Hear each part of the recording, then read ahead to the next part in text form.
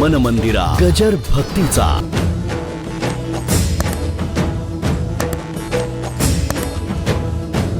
शब्द कानावर आले म्हणजे ते कळतात असं नव्हे.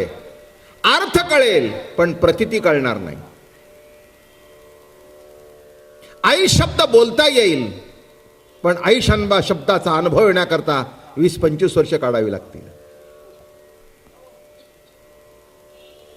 बाप शब्द लिहिता येईल, बाप शब्दाचा उच्चार करता येईल, पण बाप म्हणजे 2 पाय 2 कान डोकं रंग गोळा उंच काळा सावळा नव्हे.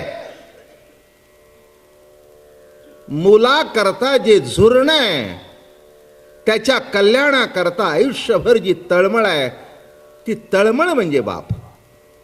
ती तळमळ निर्माण झाल्याशिवाय बाप कळणार नाही. ती तळमळ निर्माण झाल्याशिवाय आई कळणार नाही. तर 7 दिवस भगवंताचा साक्षात्कार कुठून? आणि होणं तर आवश्यक आहे. त्याच्याकरता ही भागवत कथा झाली. परीक्षिती राजा आपल्याला तर माहिती आहे सर्वांना, जग जाहीर आहे बरं का. नको ती चूक घडली आयुष्यात, शाप मिळाला, पण आशीर्वाद एक मिळाला की भगवत कथा ऐकण्याची, आणि मोठं भाग्य निर्माण झालं. आणि 7 दिवसात परमगती प्राप्त होण्याचं भाग्य निर्माण झालं. म्हणून भागवत कथा ऐकल्यानंतर त्वरित मुक्ती प्राप्त होते असा भाग आहे. पण ती तशा पद्धतीने ऐकली तर. हो, आज जिकडे तिकडे भागवत कथा चालू आहेत. अतिशय सुंदर गोष्ट आहे. हजारो माणसं कथेला असतात. पूर्वी हिंदीमधून चालत होत्या, आता मराठीतून सुद्धा चालतात. मला कोणीतरी सांगितलं वृंदावनामध्ये घराघरामध्ये भागवत कथाकार आहेत. घराघरामध्ये भागवत कथाकार आहेत. अशी परिस्थिती आहे वृंदावनामध्ये. आनंदाची गोष्ट आहे. पण शेवटी एक प्रश्न शिल्लक राहतो की एवढं ऐकलं पण वृत्तीत पालट का नाही? एक सांगू का वर्म? राजा परीक्षितीला मरणाची जाणीव झाली होती. आणि मरणाची जाणीव झाल्यानंतर उत्कटता तितके वाढली होती की आता 7 दिवसात माझं मरण आहे. जे काही माझं घडायचं असेल ते आज 7 दिवसातच घडलं पाहिजे. तुम्हाला 100 वर्ष जगण्याची खात्री आहे. त्यामुळे या वर्षी बाबा महाराज 1 महिना ऐकला काय आणि पुढच्या वर्षी ऐकलं काय? ऐकू पटेल ते घेऊ, नाही तर इथेच झटकून जाऊ. माझं बोलणं कळलं का? हा, राजा परीक्षितीचा उद्धार झाला. त्याचं कारण असं आहे की त्याच्या पुढे मरण दिसत होतं. आणि 7 दिवस कथा ऐकल्यानंतर त्याला ही जाणीव झाली, मरण माझे मरुणी गेले मजला केले अमर. हे जगद्गुरु तुकाराम महाराज म्हणतात, मरण माझे मरुणी गेले मजला केले अमर. त्याला भीती राहिली नाही मरणाची. मरणा हातोनी सुटली काया विचार या निश्चय. बरं का, मरण कशाला आहे? देहाला मरण आहे, ते तर प्रत्येक क्षणाला आहे. प्रत्येक क्षणाला जन्म आहे, प्रत्येक क्षणाला मृत्यू आहे. जन्मलेल्या दिवसापासूनचे ना आत्तापर्यंतचे गाल आत गेलेले फोटो काढून बघा.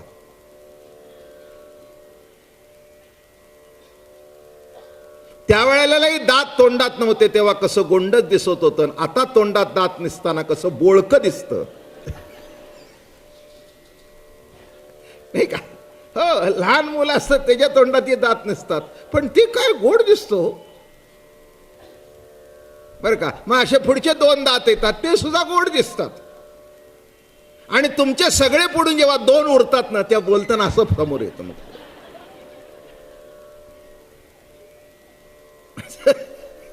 किती अवघड आहे नाही का गणित जीवनाचं. लहानपणापासून फोटो काढून बघा, म्हणजे तुमच्यातले किती मेलेत ते कळतील. पाळण्यातला गेला, बारशाचा गेला, तारुण्यातला गेला, लग्नातला गेला, बाप गेला, आजोबा गेला, सगळा गेला. एक काळ असा येतो. म्हणून जन्म मृत्यू अपरिहार, नाही का? तुम्ही अर्थ काय काढता की मी अमक्या वर्षी ते गेले? अहो नाही हो, प्रत्येक क्षण एक सांगू का, येता संपलेला आहे, जाताना काहीतरी नवीन होऊन जाल. नवीन विचार घेतले म्हणजे नवीनच झाला ना, नवीन प्रतिती आली म्हणजे नवीनच घेतलं ना. म्हणजे तुमच्या डोक्यात आलं, त्यात काही ॲडिशन झालं, काही प्लस झालं, काही मायनस झालं. शरीर 2 तासांनी पुढे सरकलं, कितीतरी पालट झाला. म्हणून राजा परीक्षितीला जेव्हा मृत्यूची काळजी पडली, 7 दिवसात, किती दिवसात? 7 दिवसात त्याचा उद्धार झाला. आणि म्हणून ही भागवत कथा मोठी अलौकिक आहे. आणि त्याच्यामध्ये जो दशमस्कंद आहे त्याचं निरूपण आपलं 3 चातुर्मास झाले चालू आहे. अख्खी भागवत कथा नाही, फक्त दशमस्कंद. कारण का? दशमस्कंद हे भगवंताचं हृदय मानलं जातं. आणि आता जी रास पंचाध्यायी आपण सांगतोय, ती रास पंचाध्यायी म्हणजे भगवंताचे पंचप्राण. काय सांगितलं मी? रास पंचाध्यायी भगवंताचे पंचप्राण आहेत. दशमस्कंद हे हृदय आहे आणि पंचाध्यायी जी आता चालू आहे, 5 अध्याय हे मेन आहेत रास क्रीडेचे. हे बघा, रास क्रीडेमध्ये जीव प्रतिती बरोबर परमात्मा रमला, नाही का? नवरा असणं निराळं आणि नवरा बायको रमणं निराळं. बोलणं समजतंय का? संसारिक आहात ना, काय सोडून दिलेलं नाही ना कोणी? माझं बोलणं काय कळलं का? नवरा बायको असणं निराळं आणि रमणं. तसं देव आणि जीव असणं निराळं आणि देव जीवाशी रमणं निराळं. हे पक्क पहिल्यांदा समजून घ्या. पती पत्नी असतात म्हणजे रमतातच दोघं एकामध्ये, असं नव्हे.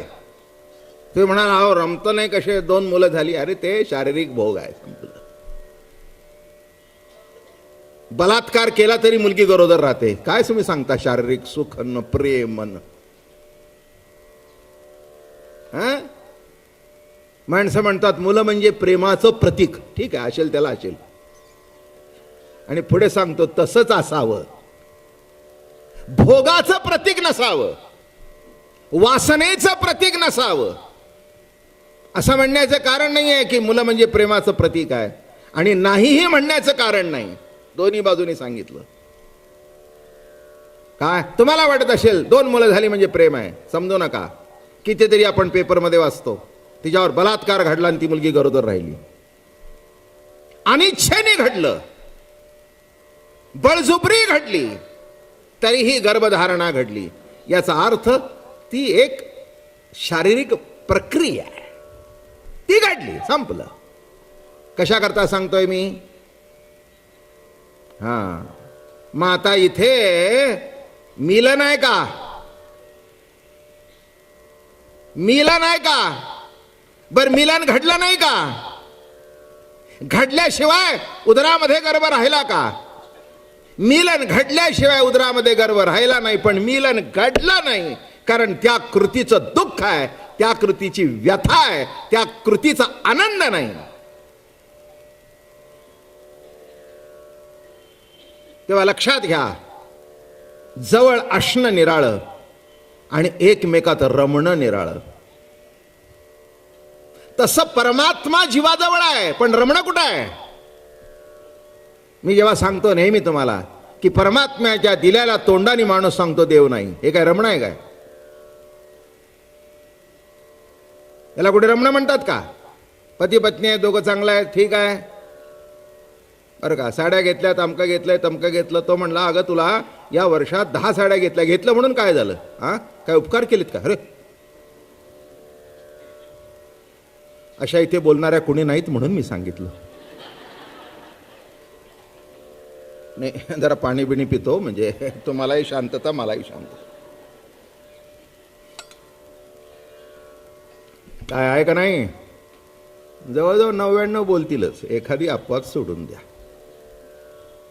काय जाऊ दे बाबा, तो पडतंय, जागा कमी आहे. जाऊ दे, जाऊ दे. काय म्हटलं मी? हो, मग तो म्हणाला कौतुकाने 10 साड्या घेतल्या. होय हो, खरंच आहे. खरंच आहे, खरंच आहे. काय अहो, तुमच्यासारखा की नाही भाग्याने मिळतो. असं म्हणा की काय बिघडलं का, काही बुडलं का गाठोडा तुमचं? नाही काही नुकसान बिकसान झाली का काय?